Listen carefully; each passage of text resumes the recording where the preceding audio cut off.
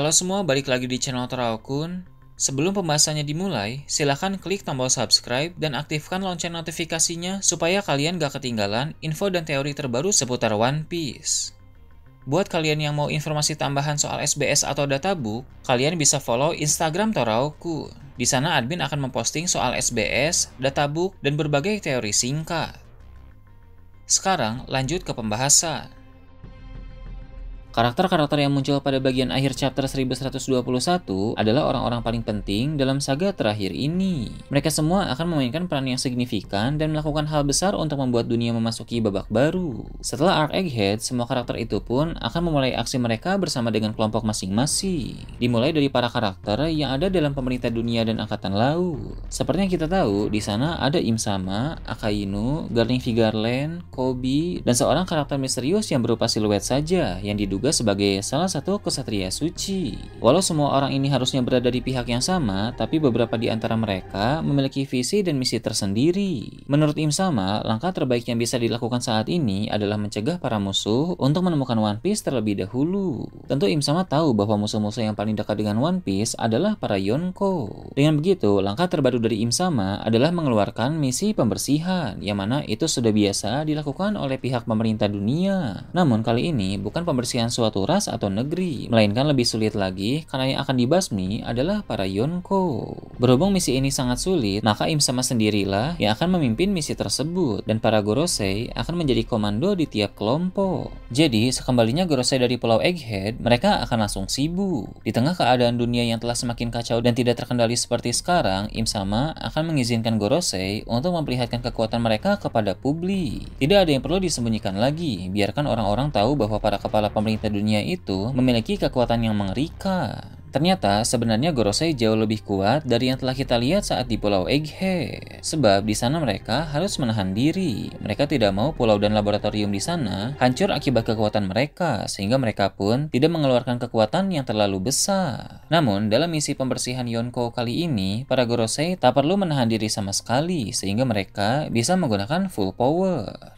Sementara Im Sama mempersiapkan misi tersebut, Akainu juga akan mempersiapkan misi lain. Akainu ingin membentuk tim khusus untuk memburu One Piece. Seperti yang kita tahu, ketika Vegapunk membahas soal One Piece dalam siarannya, para marinir berkata bahwa mereka akan mengambil One Piece. Vegapunk mengungkap hal paling penting mengenai harta karun tersebut, yang mana One Piece ternyata berkaitan dengan nasib dunia. Nasib dari dunia ini akan bergantung pada siapa yang berhasil menemukan One Piece. Jadi, tak heran para marinir merasa harus menemukan One Piece karena hal sepenting itu tidak boleh jatuh ke tangan bajak laut. Akainu juga pasti memikirkan hal yang sama, sehingga dia akan membentuk tim khusus untuk menemukan One Piece. Tim yang dibentuk oleh Akainu terdiri dari marinir terbaik dalam berbagai bidang untuk dimanfaatkan semaksimal mungkin dalam pencarian One Piece. Mulai dari para marinir dengan kemampuan bertarung hebat, marinir dengan kemampuan intelijen yang bisa diandalkan, dan marinir yang punya banyak pengalaman dalam mengerjakan suatu misi. Tak lupa juga ada para marinir yang ahli teknologi dan ilmu-ilmu lain.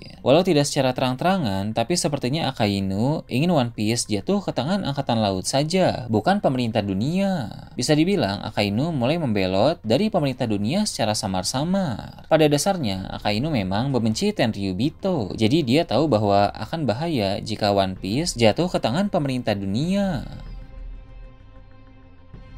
Kemudian, ada pula pihak kesatria suci yang akan memulai pergerakan mereka. Untuk sementara, pergerakan mereka belum berkaitan dengan One Piece, karena fokus utama kesatria suci adalah perang melawan pasukan revolusi. Kita tahu bahwa pasukan revolusi telah menghancurkan kapal-kapal supply ke Marijoi, sehingga masalah stok makanan para Tenryubito mulai timbul di sana. Pasukan revolusi masih akan terus melakukan hal ini, tapi kesatria suci tidak akan tinggal diam. Tanpa sepengetahuan pasukan revolusi, kapal-kapal supply akan mulai dikawal oleh para kesatria suci. Ketika para anggota pasukan revolusi melakukan serangan, maka kesatria suci akan menghadapi mereka. Dalam pertempuran itu, kekuatan dari para kesatria suci mulai diperlihatkan. Mereka semua bisa menggunakan haki, senjata, teknik Rokushiki, dan buah iblis. Sedikit dari kemampuan Garling Vigarland dan buah iblis apa yang dia konsumsi akan segera terungkap. Kemungkinan besar buah iblis yang dikonsumsi oleh para kesatria suci terbagi antara Zoan kuno dan Zoan mitologi. mitologi. Garling sebagai Supreme Commander Kesatria Suci mungkin mengonsumsi buah iblis Zoan mitologi yang berkaitan dengan singa. Sebab singa melambangkan kekuatan, keberanian, dan kepemimpinan sehingga cocok untuk komandan dari Kesatria Suci.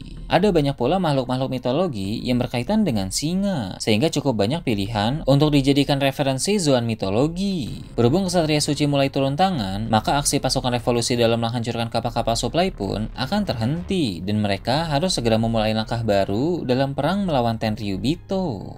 Selain Im Sama, Akainu, dan Kesatria Suci, yang juga akan mulai melakukan sesuatu setelah Arc Egghead adalah pasukan Sword. Sword menjadi aspek penting dalam saga terakhir, karena Koby sebagai salah satu anggotanya muncul dalam panel terakhir chapter 1121.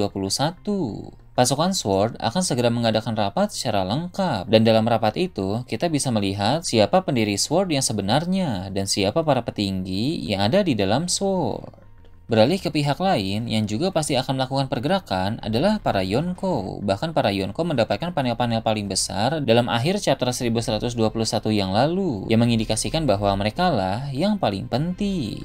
Untuk Luffy, seperti yang kita tahu untuk sementara waktu, dia akan ke Elbaf terlebih dahulu. Di sana, Luffy akan mengembangkan kekuatannya, karena kisah Dewa Matahari Nika berasal dari Elbaf, sehingga Luffy pasti akan mendapatkan pengetahuan-pengetahuan penting terkait dengan kekuatannya dan akan semakin menguasai kekuatan tersebut. Di tempat itu, Luffy pun berpotensi mendapatkan sekutu yang kuat, yaitu pihak kerajaan Elbaf. Dalam armada besar bajak laut topi jerami, memang ada Hajrudin yang berasal dari Elbaf. Luffy juga berteman dengan Dory dan Brogy, namun mereka hanya sebagian kecil saja dari para raksasa Elbaf. Kekuatan sejati Elbaf berada di pihak kerajaannya. Jika pihak kerajaan Elbaf mau menjadi sekutu Luffy, maka kekuatan tempur bajak laut topi jerami akan menjadi semakin kuat.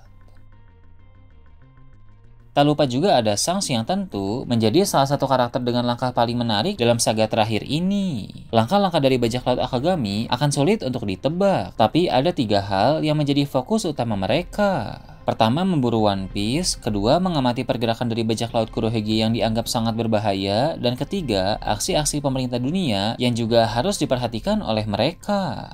Namun, sebelum melakukan hal-hal tersebut, ada beberapa hal kecil yang harus mereka lakukan terlebih dahulu. Di antaranya adalah memberi efek jera terhadap Bartolomeo, karena dia telah membakar bendera bajak laut Akagami. Meskipun Bartolomeo adalah anak buah Luffy, tapi tetap saja dia harus ditindak tegas, karena bendera bajak laut ibaratkan harga diri suatu kelompok bajak laut. Shanks selalu tegas terhadap para musuhnya. Bisa dilihat saat dia membantai bajak laut Ki. Jadi, tidak akan ada ampun juga untuk Bartolomeo. Kemudian, ada pula bajak laut Kurohige yang sudah pasti memiliki berbagai rencana besar untuk memburu One Piece. Mereka akan memperkuat pasukan, dan ketika Karibou tiba di Pulau Hachinosu, mereka juga pasti membicarakan senjata kuno. Ada berbagai hal yang hendak dilakukan oleh Kurohige, namun Kuzan mulai memperlihatkan tanda-tanda bahwa dia memiliki visi dan misi tersendiri yang tidak mewakili bajak laut Kurohige. Kuzan juga merupakan salah satu karakter yang muncul dalam akhir chapter 1121.